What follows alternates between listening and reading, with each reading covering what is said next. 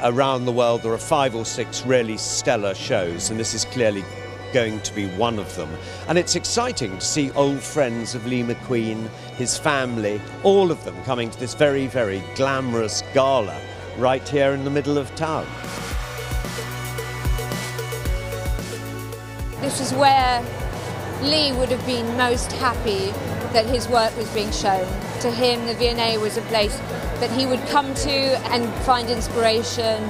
He loved London, and I'm so proud to be here for him.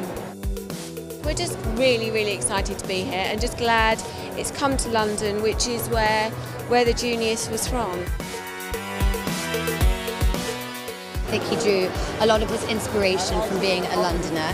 So it's really befitting and exciting that the V&A is having this exhibition on such a large scale.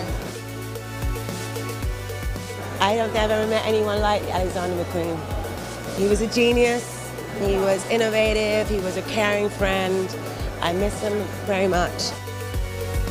What drew us to him was just his innovation, his passion for creativity, challenging the status quo as Lee would want to do, but also his uncompromising demand for quality, and that's something that we share as a brand, so it just made absolute sense for us to support him then and also continue that through the Savage Beauty support. Alexander McQueen was not just a fashion designer, he was an artist, and it's so obvious when you look at this exhibition. Such an extraordinary imagination, such an ability to see beyond mere clothes. That's his legacy.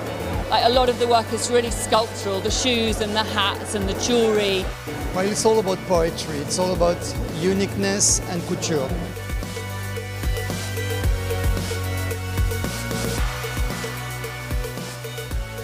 To the family, it means a big deal. Lee would be thrilled at the idea of having his work exhibited at the V&A. London was Lee's home, and it's where he was inspired, where he was born, where he lived, where he loved to be, and I think it feels like a real homecoming.